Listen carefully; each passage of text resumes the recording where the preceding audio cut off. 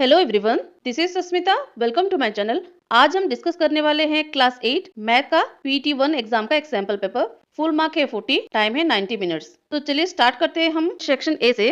Question number 1, the additive identity for rational numbers is. Additive identity meaning क्या है? Rational number में हमको कोई ऐसा नंबर ऐड करना है ताकि वो नंबर का वैल्यू चेंज ना हो। जैसे कि एग्जांपल 1 में हम क्या ऐड करें तो उसका वैल्यू चेंज नहीं होगा और आंसर 1 ही आएगा, तो दैट इज 0। 1 में अगर 0 ऐड करें तो 1 का वैल्यू चेंज नहीं होता है, 1 ही आंसर आता है।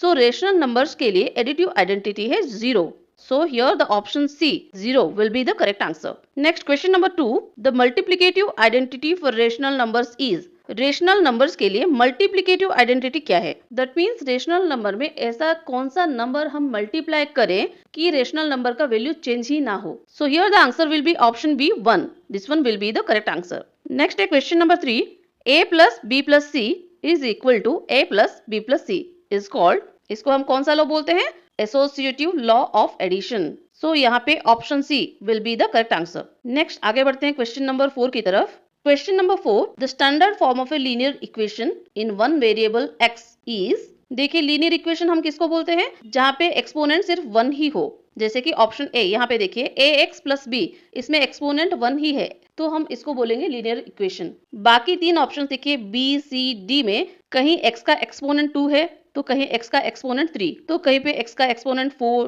3, 2 ऐसा है, तो ये सब इक्वेशन ना लीनियर इक्वेशन नहीं कहलाएंगे। So option B C D ना लीनियर इक्वेशंस नहीं है, सिर्फ option A ax plus B equal to 0, this one will be the only linear equation. So यहाँ पे option A will be the correct answer. Question number 5, the value of x in 3/4x equal to 7 minus x is. देखिए इस equation में ना left side में भी x है and right side में भी x है, तो हम इसको सॉल्व कैसे करेंगे? राइट साइड के x को हम लाएंगे लेफ्ट साइड में, ठीक है? तो चलिए सॉल्व करते हैं।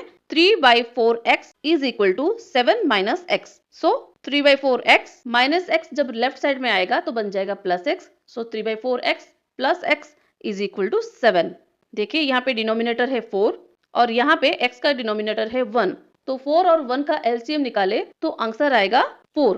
ऊपर आया 3x प्लस ये x बन जाएगा 4x equal to 7। 3x plus 4x कितना आता है? 7x। So 7x by 4 is equal to 7। So 7x is equal to 7 into 4। Left side में 4 नीचे है ना, जब राइट साइड में इसको लेके जाएंगे तो वो ऊपर आ जाएगा, तो 7 इंटू 4 लिखेंगे। Now x is equal to left hand side में 7 ऊपर है तो राइट हैंड साइड में जब आएगा तो डिनोमिनेटर के पोजीशन पे आ जाएगा, दैट इज 7 इंटू 4 बाई 7। 7 और 7 को कैंसिल करते हैं, आंसर आएगा 4। So x is equal to 4। So here the option A 4 will be the correct answer. Next आगे बढ़ते हैं क्वेश्चन नंबर 6 की तरफ। Question number 6, if one angle of a parallelogram is 65 degree then the measure of adjacent angle is. Parallelogram का एक angle अगर 65 degree होता है then what will be the measurement of its adjacent angle. जैसे कि हम सबने पढ़ा है पैरेललोग्राम का ये रूल है कि पैरेललोग्राम में एडजेसेंट एंगल्स को अगर हम ऐड करें तो आंसर 180 आना चाहिए, है ना? सो 65 में कौन सा नंबर हम ऐड करेंगे तो 180 डिग्री आएगा, that is 115। So here option B 115 degree will be the correct answer. Next है question number 7, ABCD is a rectangle, its diagonals meet at O। ये देखिए ABCD रेक्टेंगल है, यहाँ पे DB और AC ये दोनों डायगोनल्स है, ये दोनों ही डायगोनल्स एक दूसरे को पॉइंट O में इंटरसेक्ट करते हैं। The length of OA is equal to 2x minus 1। यहाँ पे देखिए OA इसका लेंथ है 2x minus 1। OD is equal to 3x minus 2। OD this one इसका लेंथ है 3x माइनस 2। सो हमको यहाँ पे फाइंड आउट करना है वैल्यू ऑफ x। जैसे कि आप सबको पता है रेक्टेंगल में डायगोनल्स का लेंथ सेम होता है, दैट मीन्स यहाँ पे AC का लेंथ जितना है DB का लेंथ भी उतना ही होगा, और जब दोनों इंटरसेक्ट करते हैं एक दूसरे को पॉइंट O पे then the length of OA and OD will be same, that means 2x minus 1 and 3x minus 2 इन दोनों का वैल्यू सेम है। तो हम सॉल्व कैसे करेंगे? सबसे पहले तो हम लिखेंगे OA equal to OD, so 2x minus 1 is equal to 3x minus 2। अब 3x को लेके आएंगे हम लेफ्ट साइड में, सो प्लस 3x बन जाएगा minus 3x। So 2x minus 3x is equal to minus 2। अब माइनस 1 को अगर हम राइट साइड में लेके जाएंगे तो वो बन जाएगा plus 1। So now the equation is 2x minus 3x is equal to minus 2 plus 1। 2x minus 3x answer कितना होगा? -x, -2 + 1 आंसर कितना आएगा -1। दोनों LHS एंड RHS दोनों साइड में हम माइनस सिंबल को कैंसिल कर देते हैं, सो answer will B x = 1। So here option A 1 will be the correct answer. Next आगे बढ़ते हैं क्वेश्चन नंबर 8 की तरफ। The reciprocal of -1 is -1 का रेसिप्रोकल क्या होगा? रेसिप्रोकल मतलब उसका उल्टा नंबर, जैसे कि 2 का रेसिप्रोकल है 1/2। लाइकवाइज -1 का रेसिप्रोकल क्या होगा? 1/-1, that means answer is -1. So यहाँ पे option A -1 will be the correct answer. Next आगे बढ़ते हैं क्वेश्चन नंबर 9 की तरफ। How many diagonals do a convex quadrilateral has? Convex quadrilateral हम किसको बोलते हैं? एक क्वाड्रिलेटरल में अगर डायगोनल्स हम ड्रॉ करें और सारे डायगोनल्स क्वाड्रिलेटरल शेप के अंदर ही रहे, बाहर ना जाए, तो उसको हम बोलते हैं कन्वेक्स क्वाड्रिलेटरल। जैसे कि फॉर एग्जांपल एक स्क्वायर ले लेते हैं। स्क्वायर में जब हम डायगोनल्स ड्रॉ करते हैं तो देखिए सारे डायगोनल्स, दोनों ही डायगोनल्स स्क्वायर के अंदर रहता है ना? तो इसको हम बोलेंगे कन्वेक्स क्वाड्रिलेटरल। सो कन्वेक्स क्वाड्रिलेटरल में कितने डायगोनल्स होते हैं? 2 डायगोनल्स होते हैं, वही हमको लिखना है। तो कौन सा ऑप्शन चूज करेंगे? Option B 2, this one will be the correct answer. Next आगे बढ़ते हैं क्वेश्चन नंबर 10 की तरफ। Question number 10, the sum of all interior angles of a quadrilateral is, कोई भी क्वाड्रिलेटरल का सारे एंगल्स, जितने भी 4 एंगल्स है ना, सारे एंगल्स को ऐड करेंगे तो सारे एंगल्स का एडिशन सम कितना आएगा? The answer will be 360 degree. So यहाँ पे option C 360 degree will be the correct answer. Next आगे बढ़ते हैं सेक्शन बी की तरफ। Answer all the questions. Question number 11. Name the property under multiplication used in each of the following. नीचे कुछ multiplications दिए गए हैं, यहाँ पे कौन सा प्रॉपर्टी यूज किया गया है हमको बताना है। सबसे पहला वाला देखिए, -4/5 × 1 is equal to 1 × -4/5 is equal to -4/5।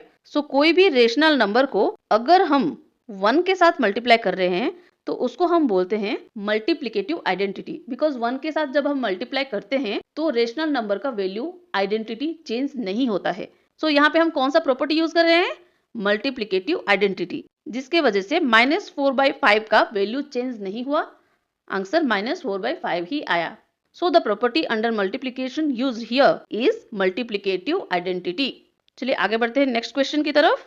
Next question is -19/29 into 29/-19 is equal to 1। अब देखिए -19/29 ये एक रेशनल नंबर है और 29/-19 एकदम पहले वाले नंबर का उल्टा है ये, और रेशनल नंबर में उल्टा होता है तो नंबर को हम क्या बोलते हैं? Reciprocal number, right? सो -19/29 का रेसिप्रोकल है 29/-19, जिसके वजह से अगर इन दोनों को हम मल्टीप्लाई करते हैं तो 29 और 29 कैंसिल हो जाता है और -19 भी -19 के साथ कैंसिल हो जाता है।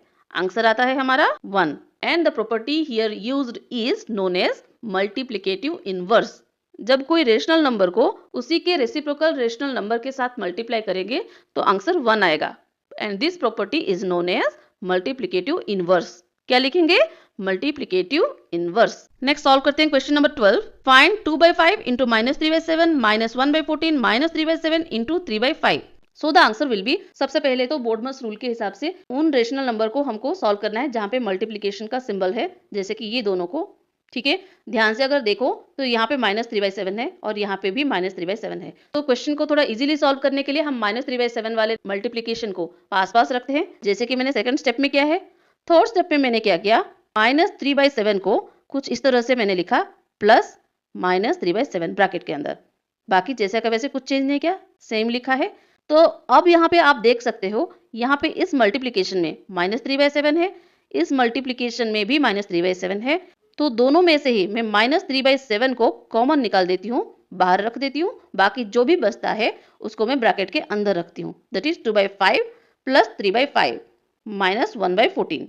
अब बोर्डमस रूल के हिसाब से जो ब्रैकेट के अंदर है उसको सबसे पहले हमको सॉल्व करना है। ठीक है, दैट इज 2/5 प्लस 3/5। इसको जब सॉल्व करेंगे द आंसर विल बी 5/5। 5/5 का मीनिंग क्या है? 1। सो मैंने यहाँ पे लिखा है -3/7 × 1 -1/14। -3/7 × 1 को जब सॉल्व करेंगे तो आंसर आएगा -3/7। बाकी बचा हमारे पास -1/14, जैसा का वैसे मैंने लिख दिया यहाँ पर। अब हमको करना क्या है, -3/7 -1/14 इसको सॉल्व करना है। अब हमको निकालना है 7 और 14 का एलसीएम। LCM will be 14। सो हम नीचे लिख देंगे 14। न्यूमरेटर में हम लिखेंगे, यहाँ पे देखिए -3 था, 7 को 14 में कन्वर्ट करने के लिए हमने 7 को 2 से मल्टीप्लाई किया, तो 3 को भी 2 से मल्टीप्लाई करना पड़ेगा। सो -3 इंटू 2 आंसर कितना आएगा? -6, और बचा इधर -1। सो जैसे का वैसा हम यहाँ पर लिख देंगे -1। सो here the numerator will be -6 -1। -6 -1 answer कितना आएगा? -7। सो here the rational number will be -7/14। अब हम -7/14 इस रेशनल नंबर को स्टैंडर्ड फॉर्म में कन्वर्ट करेंगे। सो 7 1 जा 7, 7 2 जा 14। Now the answer will B -1/2। सो इस मैथ को सॉल्व करने के बाद हमको आंसर मिला -1/2। चलिए आगे बढ़ते हैं नेक्स्ट क्वेश्चन की तरफ। Next question number 13, solve 5t - 3 is equal to 3t - 5। So the answer will be, ये क्वेश्चन को सॉल्व करने के लिए जितने भी वेरिएबल्स है ना, उसको हम एक साइड में रखेंगे, that is in the left side.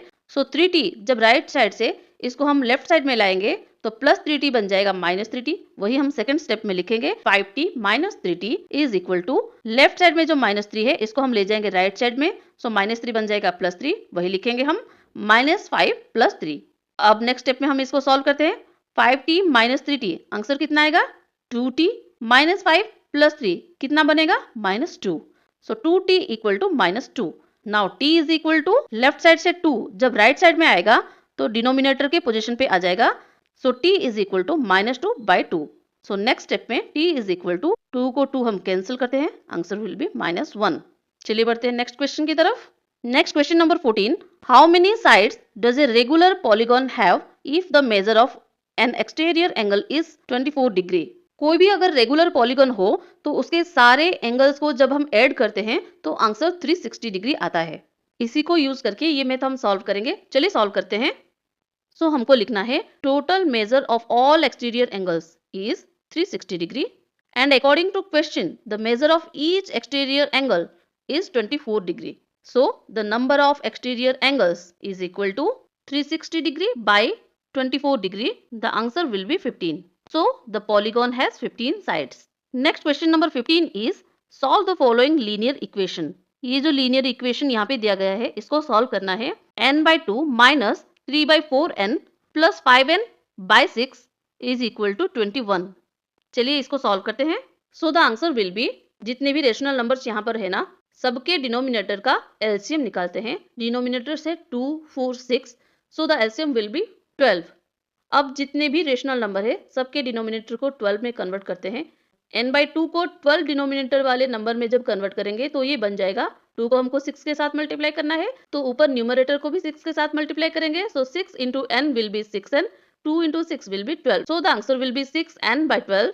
Next है 3n/4, इसको भी हम 12 डिनोमिनेटर वाले नंबर में कन्वर्ट करते हैं तो 4 को मल्टीप्लाई करेंगे 3 के साथ, so that the denominator will be 12।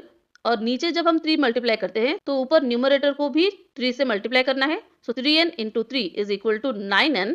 Now 5n/6, इसको भी 12 डिनोमिनेटर वाले नंबर में कन्वर्ट करते हैं। सो नीचे मल्टीप्लाई करेंगे 2 के साथ तो ऊपर भी 2 के साथ मल्टीप्लाई करेंगे। सो 5n into 2 equal to 10n, 10n/12 में ये कन्वर्ट हो जाएगा। अब इन सारे रेशनल नंबर को अपनी अपनी जगह पे लिख देते हैं। n/2 बन गया 6n/12, 3n/4 बन गया 9n/12, सो -9n/12 प्लस 5n/6 बन गया 10n/12, सो हम लिख देंगे 10n/12 इक्वल टू 21। सबके डिनोमिनेटर में 12 है।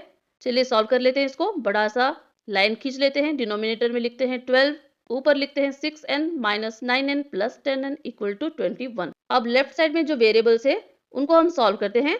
जितने भी पॉजिटिव नंबर्स हैं एक पास में रखते हैं, जैसे कि 6n और 10n, ये दोनों पॉजिटिव है ना, इन दोनों को पास में रखते हैं। अकॉर्डिंग टू बोर्डमस रूल सबसे पहले एडिशन करना है तो 6n plus 10n minus 9n/12 equal to 21। 6 plus 10 कितना आता है? 16, तो 16n minus 9n/12 equal to 21। अब 12 को ले जाते हैं राइट साइड में, सो 16n minus 9n equal to 21। 12 नीचे था ना, ऊपर आएगा तो मल्टीप्लाइड बाय 12 हो जाएगा। Next 16n minus 9n is equal to 7n equal to 21 into 12. So n is equal to 21 into 12. Left side का 7 राइट साइड में आएगा तो डिनोमिनेटर के पोजीशन पे रह जाएगा। सो 21 into 12 by 7। अब 7 को हम कैंसिल करते हैं 21 के साथ। 7 1 just 7, 7 3 just 21. So next step will be n equal to 3 into 12, that is 36.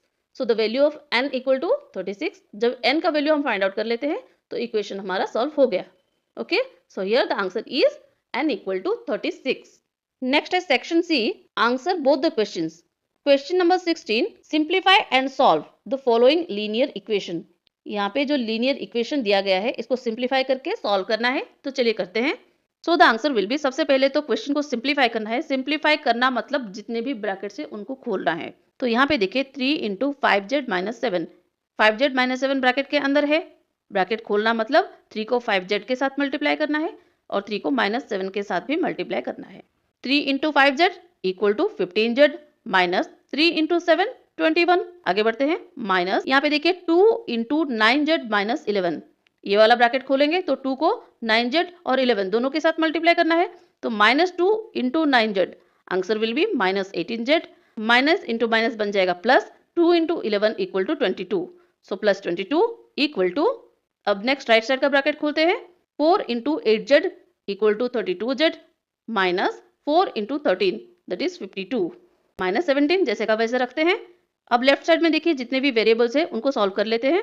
15z minus 18z, so answer will be minus 3z minus 21 plus 22, the answer will be plus 1. So minus 3z plus 1 equal to 32z minus minus 52 minus 17, answer कितना आएगा minus 69. So 32z minus 69.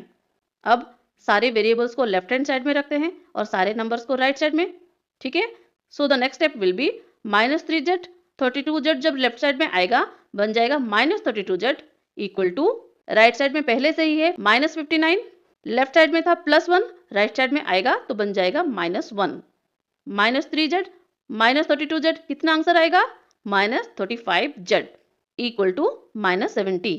Now z is equal to minus 70 by, left side में 35 ऊपर है ना, जब right side में आएगा तो डिनोमिनेटर के पोजीशन में आ जाएगा. So minus 70 by minus 35 is equal to, minus minus cancel होता है, 35 1 जा 35, 35 2 जा 70. So answer will be 2. z is equal to 2. हमने इक्वेशन को सिंप्लीफाई भी किया, सॉल्व भी कर दिया और z का वैल्यू हमको मिला 2. नेक्स्ट आगे बढ़ते हैं क्वेश्चन नंबर 17 की तरफ. Question number 17, in the given parallelogram find the value of x, y and z. यहाँ पे जो पैरेललोग्राम दिया गया है यहाँ पे x, y और z इनका वैल्यू पता लगाना है. तो सबसे पहले तो हम लिखेंगे in the given parallelogram one angle is equal to 80 degree, x and 80 degree are adjacent angles, x plus 80 degree is equal to 180 degree. So x is equal to 180 degree minus 80 degree is equal to 100 degree. In the parallelogram y and 80 degree are opposite angles, so y is equal to 80 degree. Bracket के अंदर लिख दीजिए opposite angle property of parallelogram. We will write here z and 80 degree are corresponding angles because parallelogram के ये दो lines जो है ना ये पैरेलल हैं. So z and 80 degree ये दोनों corresponding angles हुए and corresponding angles are always equal in value. So z is equal to 80 degree. So concluding statement, in the given parallelogram, the value of x, y, z are 100 degree, 80 degree and 80 degree respectively. Next आगे बढ़ते हैं section D की तरफ. Section D, answer the following questions. Question number 18, solve the equation and check your results. Equation है 2x by 3 plus 1 is equal to 7x by 15 plus 3. चलिए इसको solve करते हैं. सबसे पहले तो equation को हम लिख लेते हैं यहाँ पर. Next, जितने भी वेरिएबल वाले नंबर है ना right side and left side में, उसको एक ही साइड में रखते हैं इन द लेफ्ट साइड. सो हम लिखेंगे 2x by 3 plus 7x by 15, जब लेफ्ट साइड में आएगा बन जाएगा minus 7x by 15 is equal to, right side में पहले से है प्लस 3, लेफ्ट साइड का प्लस 1 जब राइट साइड में आएगा तो बन जाएगा minus 1. So 2x by 3 minus 7x by 15, इनको जब एलसीएम निकालकर हम सॉल्व करेंगे the answer will be 10x minus 7x by 15 is equal to 3 minus 1 is equal to 2. Now 10x minus 7x is equal to 2 into 15. The answer is 30. So 10x minus 7x answer कितना आता है 3x. 3x is equal to 30. So the value of x is equal to 30 by 3 is equal to 10. Equation तो हमने solve कर लिया. Now let's check the equation whether the value is correct or not.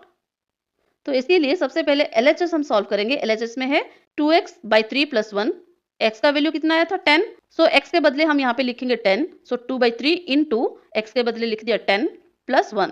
2 by 3 into 10 answer कितना आएगा 20 by 3 plus 1 is equal to, जब इन दोनों को एलसीएम निकाल के हम सॉल्व करेंगे the answer will be 23 by 3.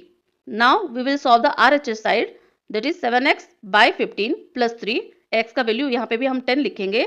7 by 15 into 10 plus 3। 7 by 15 into 10 answer कितना आएगा? 70 by 15 प्लस 3। जब इसका LCM निकालेंगे और इसको सॉल्व करेंगे, the answer will be 23 by 3। LHS में देखिए 23 by 3 आया आंसर। RHS में भी जब हमने x का वैल्यू 10 डाला और सॉल्व किया तो RHS में भी वैल्यू हमको 23 by 3 ही आया। So LHS is equal to RHS prove ना। इस तरह से हम इक्वेशन को चेक करते हैं जो हमने वेरिएबल का वैल्यू लाया वो करेक्ट है या नहीं। सो यहाँ पे दोनों LHS RHS में वैल्यू सेम आया। सो लास्ट में लिख देंगे so LHS is equal to RHS। Next question number 19, the measures of two adjacent angles of a parallelogram are in the ratio 3:2. Find the measure of each of the angles of the parallelogram. एक parallelogram के दो adjacent angles का जब ratio find out करते हैं तो आता है 3:2। दैट मीन्स एक एंगल अगर 3x है उसकी एडजेसेंट एंगल जो है दैट विल बी 2x। अब हमको फाइंड आउट करना है हर एक एंगल का वैल्यू। चलिए फाइंड आउट करते हैं। So the answer will be given two adjacent angles of a parallelogram are in the ratio 3:2. Let the two adjacent angles are 3x degree and 2x degree. Then अगर एक angle 3x degree है और दूसरा angle 2x degree है, then जब हम उनको add करेंगे, जैसे कि मैंने पहले बोला था 180 डिग्री आएगा। So we can write it as 3x degree plus 2x degree is equal to 180 degree. So 5x degree is equal to 180 degree. So x is equal to 180 degree by 5 is equal to 36 degree. If x is equal to 36 degree, then 3x is equal to 3 into 36 degree. So the answer here will be 108 degree, 108 degree. And 2x degree is equal to 2 into 36 degree equal to 72 degree. So the measure of angles of the parallelogram are 72 degree and 180 degree. Next आगे बढ़ते हैं section E की तरफ। Section E, question number 20, explain how a square is a quadrilateral. कोई भी square क्यों ना हो, जब उसको हम ड्रॉ करते हैं ना, उसके 4 साइड्स होते हैं और जिस पॉलीगॉन के 4 साइड्स होते हैं उसको हम बोलते हैं क्वाड्रिलेटरल। सो हम यहाँ पे लिखेंगे the square has 4 sides and any polygon having 4 sides is called as a quadrilateral. So a square is a quadrilateral. Next question है, हमको यहाँ पे प्रूफ करना है how a square is a parallelogram. Square को हम पैरेललोग्राम कैसे बोल सकते हैं। देखिए पैरेललोग्राम बनाने के कंडीशंस क्या है, अपोजिट साइड्स पैरेलल होने चाहिए और अपोजिट एंगल्स इक्वल होने चाहिए। यहाँ पे देखिए स्क्वायर में अपोजिट साइड्स जो है वो पैरेलल है और इक्वल इन लेंथ है and opposite angles are also equal in measurement. Adjacent angles when we add the value will be 180 degree. So एक पैरेललोग्राम के सारे कंडीशंस स्क्वायर में फुलफिल होते हैं ना, तो अब हम बोल सकते हैं कि स्क्वायर एक पैरेललोग्राम है। बस हम वही लिखेंगे, the opposite sides of the square are equal in length and parallel to each other. The opposite angles of the square are equal in measurement and the sum of adjacent angles of the square gives the value of 180 degree. So a square can be a parallelogram. Next हमको solve करना है how a square is a rhombus. Square को हम rhombus बोल सकते हैं क्या? Rhombus बनाने के लिए conditions क्या है? 4 sides equal in length होना चाहिए और opposite angles equal होना चाहिए। तो एक square में देखिए 4 sides length equal है और अपोजिट एंगल्स का मेजरमेंट भी इक्वल ही है। वही लिखेंगे हम, the length of all sides of a square is equal in measurement, the opposite angles of a square is equal, so a square can be a rhombus. Next question है how a square is a rectangle. क्या square को हम rectangle बोल सकते हैं? हाँ, क्यों? क्योंकि रेक्टेंगल बनाने के लिए कंडीशंस क्या है, अपोजिट साइड का लेंथ सेम होना चाहिए और 4 एंगल्स जो है वो 90 डिग्री होना चाहिए। वही लिखेंगे हम, the length of opposite sides of a square is equal in measurement and all the angles of the square is 90 degree. So a square can be a rectangle. So students, यहाँ पे हमारा question paper discussion खत्म होता है। कोई भी doubt हो तो कमेंट सेक्शन में पूछ लीजिए। वीडियो अगर पसंद आए तो लाइक, शेयर एंड सब्सक्राइब कर दीजिए। Thank you.